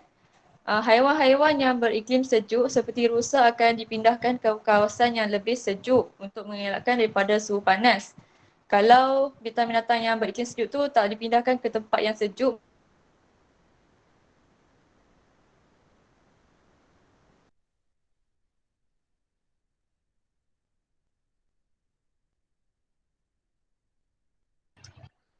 Ya, suara Nurin tersekat ya. Yang lain boleh dengar ke suara mereka Nurin? akan keguguran bulu ataupun bulu yang menipis. Seterusnya, dua, pancaran matahari terik. Disebabkan pancaran matahari yang terik, dia akan tanaman-tanaman dapat menjalankan proses fotosintesis dengan baik dan pokok-pokok akan subur. Seterusnya, untuk sektor pelancongan yang akan menggalakkan aktiviti sunbath. Clear tak cikgu? Okey, cakap ni okey, clear okey. Okey, seterusnya waktu siang menjadi lebih panjang. Jadi aktiviti-aktiviti harian manusia dapat dijalankan dengan lebih berkesan sebab tempoh siang tu lebih lama. Jadi produktiviti pertanian, perindustrian, perikanan dan pembalakan juga meningkat sebab tempoh siang yang lama. Keempat, suhu yang panas juga akan menyebabkan kemarau. Bagi sektor pembalakan, suhu yang tinggi dia akan menggalakkan kebakaran hutan. Seterusnya, kemusnahan pokok akan menggalakkan kebakaran hutan. Jadi, manusia tidak dapat untuk menebang pokok untuk memproses kayu-kayu tersebut. Okay, seterusnya, angin yang kencang. Disebabkan angin yang kencang, tanaman-tanaman akan tumbang dan juga hasil-hasil tanaman gugur lebih awal sebelum matang yang ia akan merugikan para petani. Keenam, sungai akan berada dalam keadaan yang cair. Bagi pengangkutan, jalan-jalan air boleh digunakan sepenuhnya untuk mengangkut secara kekal bahan-bahan mentah seperti dari pelabuhan ke kilang seperti bot, kargo dan juga bot-bot nelayan. Ketujuh, suhu yang tinggi juga akan menyebabkan hujan yang lebat. Bagi pertanian, bekalan air melalui hujan akan menggalakkan pertumbuhan tanaman dan pokok-pokok akan menjadi lebih subur. Dan ke-8, suhu yang panas juga akan menyebabkan banjir disebabkan oleh kecairan ais di kutub akan menyebabkan peningkatan air laut. Jadi bagi pertanian, tanaman-tanaman akan musnah akibat ditenggelami air. Dan juga dari sektor pelancongan, kawasan-kawasan pelancongan akan terjejas disebab dia akan mengambil risiko penduduk-penduduk tempatan. Seterusnya 1.3.5 iaitu pengaruh equinox musim bunga terhadap unsur fizikal. Pengaruh yang pertama iaitu suhu yang tinggi. Air laut, air sungai dan ais akan mencair disebabkan suhu tinggi. Kehidupan liar mula bangun dari hibernasi dan mula bergiat aktif. Contohnya beruang, rusa dan juga rubah. Ini musim yang sesuai untuk mengawan dan juga membiak dan menggalakkan pertumbuhan pokok. Kedua, musim bunga juga akan ada pancaran matahari yang terik. Jadi tumbuhan-tumbuhan dapat menjalankan proses fotosintesis dan juga menghasilkan bunga dan buah-buahan yang lebat. Ketiga, siang dan malam juga sama panjang. Jadi semua hidupan liar aktif sebab mereka mempunyai tempoh siang dan malam yang sama dan ia juga musim yang sesuai untuk pembiakan hidupan liar. Keempat, musim bunga mesti ada pokok-pokok yang berbunga. Jadi bekalan-bekalan madu yang banyak disediakan untuk serangga-serangga dan burung-burung kecil. Dan juga ia menggalakkan proses sejat peluhan dan juga perpeluhan. Kelima, perubahan biologi hidupan liar. Hidupan-hidupan liar yang beriklim sejuk akan mengalami bulu badan yang gugur dan menipis untuk bagi mereka sesuai dengan iklim tersebut. Keenam, hujan lebat. Suhu tinggi akan meningkatkan proses sejatan dan sejat peluhan dan seterusnya yang menggalakkan proses pembentukan hujan dan ia akan menggalakkan pertumbuhan-pertumbuhan pokok.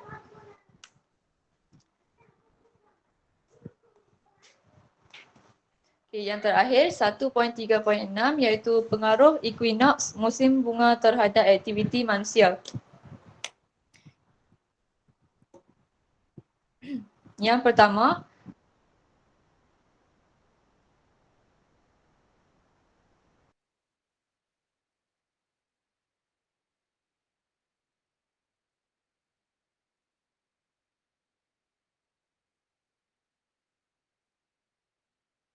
suhu yang tinggi.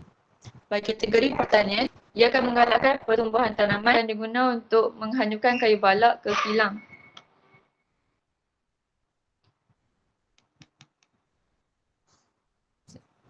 Okey, kedua, pancaran matahari yang terik. Jadi bagi pertanian, tanaman-tanaman dapat menjalankan proses fotosintesis dengan baik. Dan juga bagi pelancongan, ia akan menggalakkan aktiviti sunbath. Ketiga, siang dan malam juga sama panjang. Jadi aktiviti-aktiviti harian dapat dijalankan dengan lebih berkesan sebab tempoh siang dan malam balance. Jadi produktiviti pertanian, perindustrian, perikanan dan pembalakan akan meningkat. Keempat, pokok akan berbunga. Jadi bagi pelancongan, pokok-pokok berbunga akan menyediakan pemandangan yang cantik dan menyejukkan mata. Dia akan menarik ramai pelancong asing untuk bercuti di tempat tersebut. Dan kelima, hujan yang lebat. Jadi bagi pertanian, ia akan menggalakkan pertumbuhan tanaman untuk jadi lebih subur. Okey, sekian, terima kasih. Saya akan serahkan kepada Yip Wan.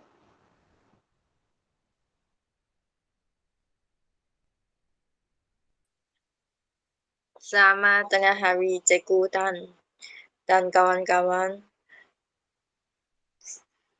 Saya akan bentang pengaruh equinox musim Luro terhadap unsur fizikal dan terhadap manusia. Next.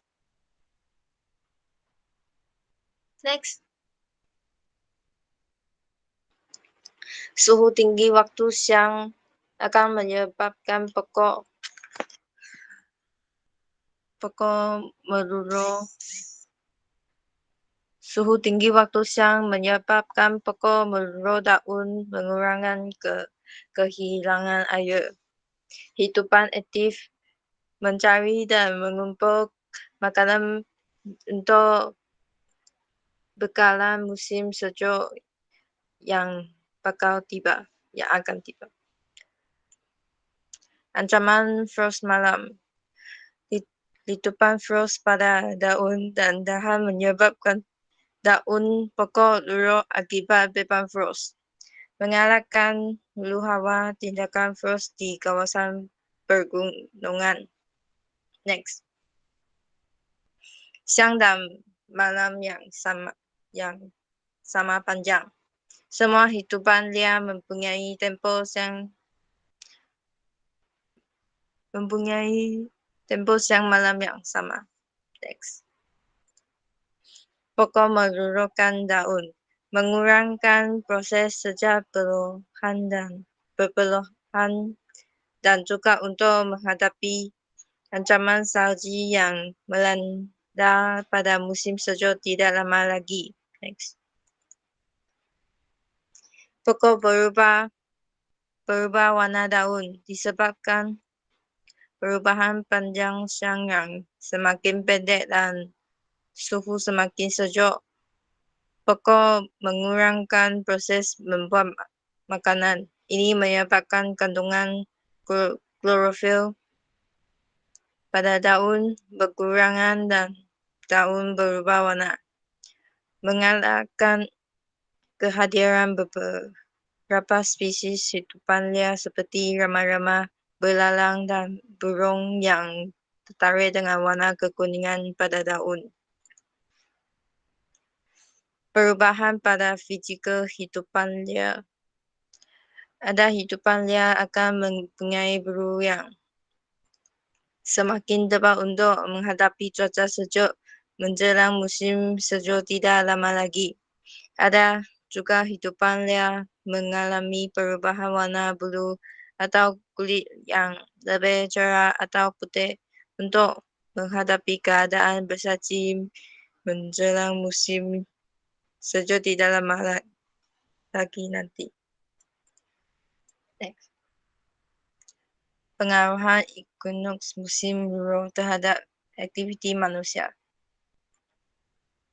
Next. Suhu tinggi pertanian. Pertanian terjadi sebab kebanyakan tanaman meluruhkan daun. Perikanan mempunyai bekalan ikan yang sepanjang musim Luro sebab banyak makanan seperti plankton dalam air laut agak panas waktu siang. Next.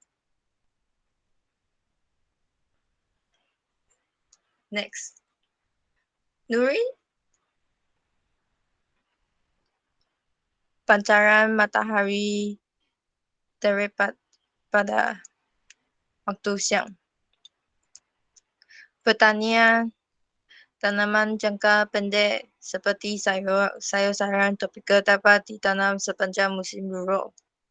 Pelancongan mengalahkan aktiviti sambaf. Next. Ancaman frost pada waktu malam. Pertanian musnah atau hasil gugur akibat beban frost pada waktu malam.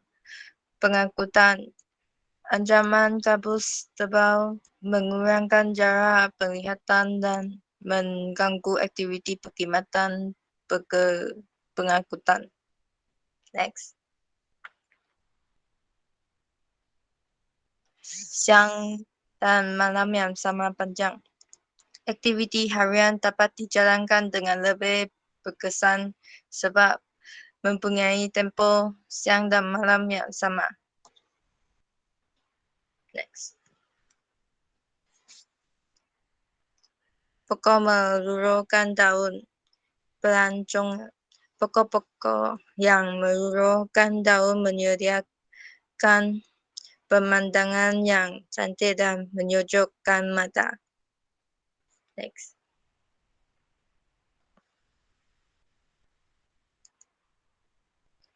Pokok berubah warna daun pelancongan. Pokok-pokok yang mengubah warna daun menyediakan pemandangan yang cantik dan menyejukkan mata. Contohnya, pokok maple di Kanada yang berubah warna daun kepada kekuningan pada musim luruh.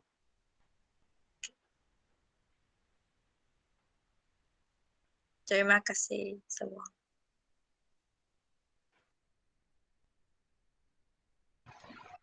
Okey, semua dah bentang ke? Mel ada Ya, cikgu? semua. Ya, cikgu. Ada tak sini? Mel ada tak? Tak ada lagi. 12, dah 12 lebih dah. Ada tak Mel sini? Kalau ada mungkin Mel boleh nak ambil satu part untuk bentang. Ada tak nampak tak apa Mel sini? Ada Mel tak? Tak ada. Cek saya, Mel ada.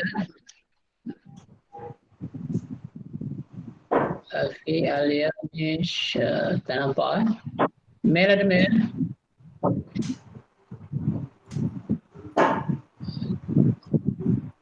Tak ada. Mel tak main lagi.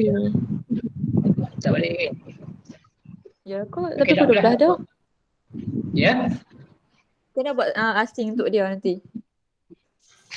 Tak apalah, nanti dia bahagian apa ni? Apa Nurin? Slide ni juga nanti dia bentang sendirilah pakai slide. Tak apalah. Dia bahagian apa di bentang? Dia bahagian yang mana? Yang ni kot. Perbezaan waktu. Dengan kejadian 4 musim. Okey, tak apa. Dia pun tak dapat hadir. Okey. Okey, semua dah bentang dah kan? Ada tak lagi siapa yang belum bentang? Okey, siapa lagi yang belum bentang? Ada? Okey, kalau tak ada, cikgu ucapkan tahniah, terima kasih kepada semua yang dah membentang dengan baik. Okey. So far kita kata for first time baguslah nampak ada kerjasama. Lepas tu ada juga yang tak berapa nak biasa lagi. Okay. Maybe first time. Mungkin juga ada subjek-subjek lain kamu dah bentang. Kan? Jadi nanti cikgu akan berikan soalan. Cikgu tengah mengolah soalan berdasarkan kepada apa yang kamu dah bentangkan mengikut kumpulan masing-masing. Okey, cuma beberapa teguran cikgu nak bagi. Harap dapat kamu take note. Okey, harap semua bersedia. Take note. Apakah teguran cikgu nak bagi tahu hari ini? supaya di masa akan datang kesilapan itu tak dilakukan lagi. Okey. Okey. Yang pertama, apabila kita membentangkan slide, okey, selalu cikgu sebut kalau slide ataupun nama lainnya ialah PowerPoint. So kalau PowerPoint, sepatutnya slide kita hanya mengandungi point saja. Dia punya teknik yang terbaik adalah satu slide tak lebih daripada 10 perkataan. Itu yang terbaik. Tapi kalau tak dapat elok, tak apalah. Okay, mungkin katalah kamu ada banyak poin, tapi seelok-eloknya hanya kataan penting saja yang kamu letakkan dalam PowerPoint tersebut. Dan sementara dari segi huraian, kamu bentangkan sendiri. Okay, sebab itu kamu kena bersedia. Maksudnya kena mahir tajuk tersebut.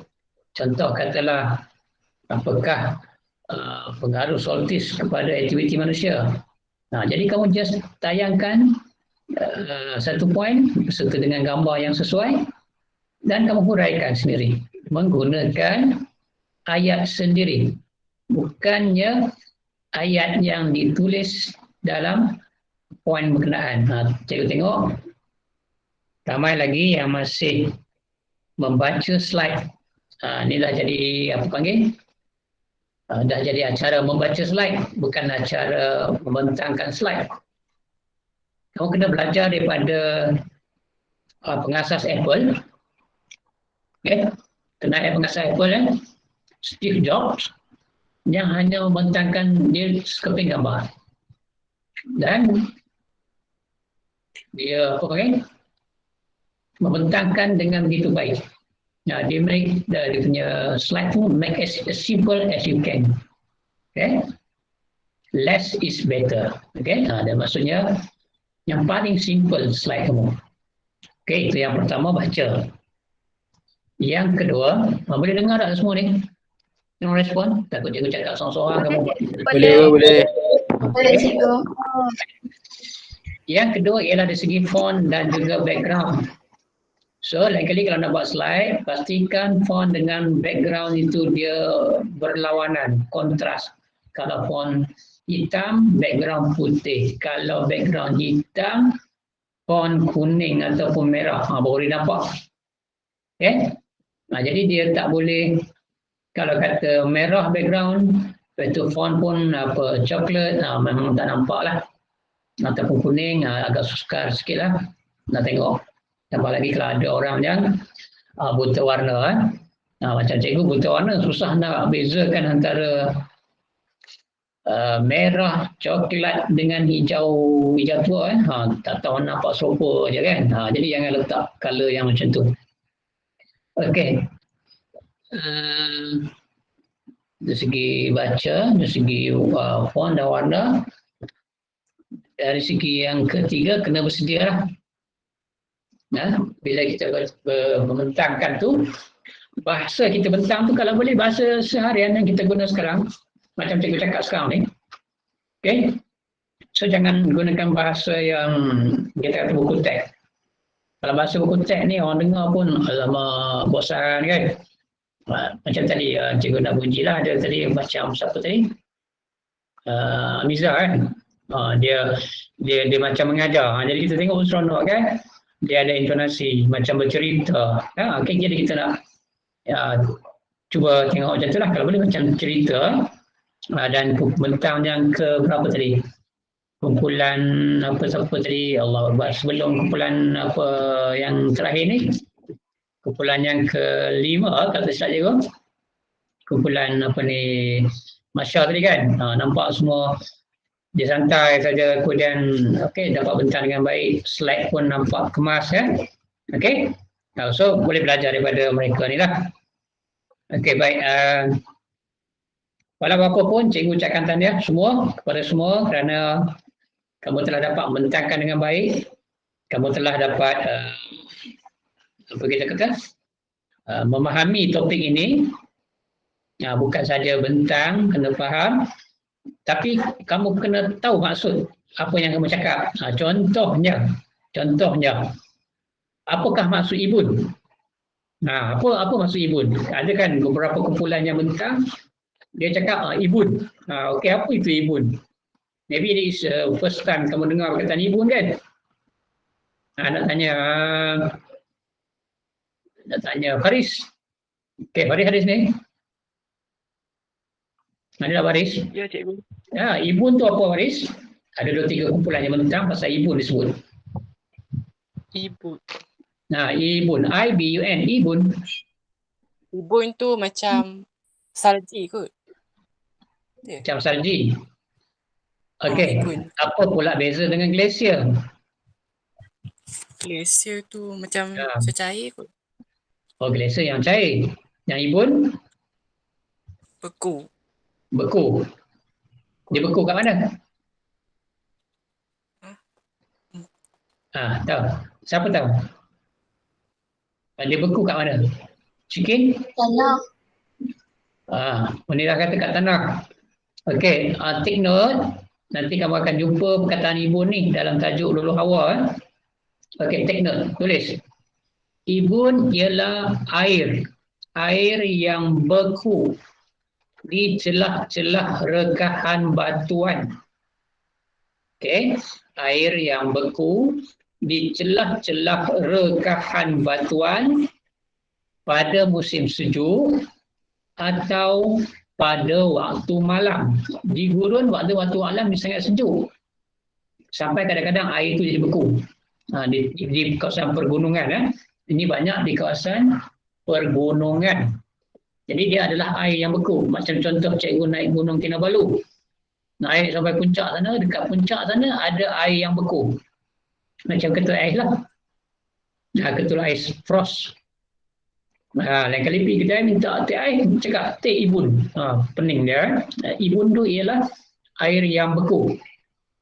Sementara glacier adalah kumpulan ais yang dulunya adalah sungai yang beku.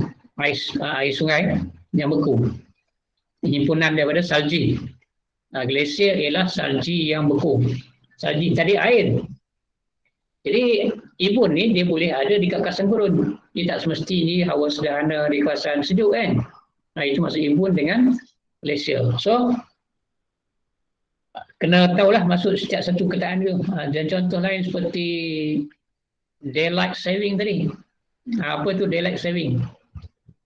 Siapa boleh jawab apa itu daylight saving? Okey, ibun ialah air yang beku di celah rekan batuan. Okey, good. Thank you sikit. Apa tu daylight saving apa dia? Selalu kita tengok kan? Kan kita nak setting jam lah apa sebagainya. Nak setting handphone lah apa. Daylight saving. Apa itu daylight saving? Siapa nak jawab? Farhan. Apa itu daylight saving? Cuba ni. Nurin. Apa itu daylight saving? Tadi kamu ada bentang kan? Daylight saving lah apalah. Apa tu daylight saving? Dan bila dia berlaku? Hello, kelas dengar tak ni? Dah, dengar tak? Any respon? Dengar cikgu. Dengar, okey. Ya. Apa itu daylight saving? Miza bentang tu kan? Okey, apa dia daylight saving? Simpan cahaya waktu siang. Contoh dia macam Amerika, Australia dengan apa satu lagi. Mereka panjangkan, contoh dalam kawasan tu mereka panjangkan 1 jam pada waktu siang. Selalunya dia jadi pada musim apa? Musim panas. Dia solstice ke equinox? Musim solstice ke equinox? Tak tahu. Jadi yang ni pun kamu kena tahu musim apa dia orang ada daylight saving. Okey, dia apabila waktu siang lebih panjang daripada waktu malam. So daylight saving ialah ketika siang lebih panjang pada waktu malam. Jadi ada dalam 1 tahun tu mereka akan mengalami solstice musim sejuk. Dan apa pula beza equinox dengan solstice? Kan? Itu nanti cikgu akan tanya dalam soalan-soalan, minta kamu jawab. Okey. Nanti cikgu akan bagi dalam Google Form. Soalan-soalan ini cikgu akan buat dalam Google Form dan minta kamu jawab sebagai latihan untuk kita hari ini. So, rasanya kita berhenti dulu setakat ini. Kita jumpa lagi minggu hadapan. Okey. Hari apa? Hari Rabu Hari Senin cuti Hari Selasa cuti kan? Hari Merdeka kan? Kita jumpa lagi pada hari Rabu. Ya apa Ain? Dan untuk makluman kamu, esok cikgu akan buat pembentangan. Tak ada apa. Okey. Esok hari Sabtu, cikgu akan buat pembentangan dengan pelajar daripada SMK Datuk Haji Ahmad Badawi untuk semester 2. Kalau kamu nak join, cikgu akan letakkan link, boleh join dan dengarlah. Sebab cikgu akan bagi taklimat teknik menjawab. Walaupun itu untuk SEM 2, tapi kamu boleh gunakan untuk SEM 1, persediaan awal kamu. Okey, jadi sesiapa yang sudi, esok jam 9 jam 9 pagi cikgu akan buat pembentangan secara online. So cikgu jemput kamu masuklah. Okey, kelas So untuk hari ini kita stop setakat ni dan terima kasih kerana hadir ke kelas pada pagi ini dan selamat bercuti, jaga diri, stay at home, stay safe. Bye. Assalamualaikum warahmatullahi wabarakatuh. Terima kasih cikgu. Terima kasih cikgu. Terima kasih cikgu.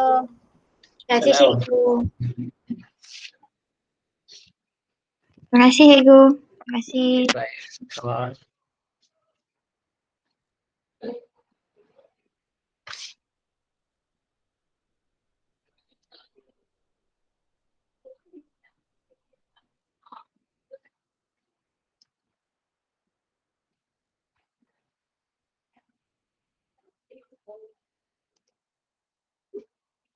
Terima kasih cikgu.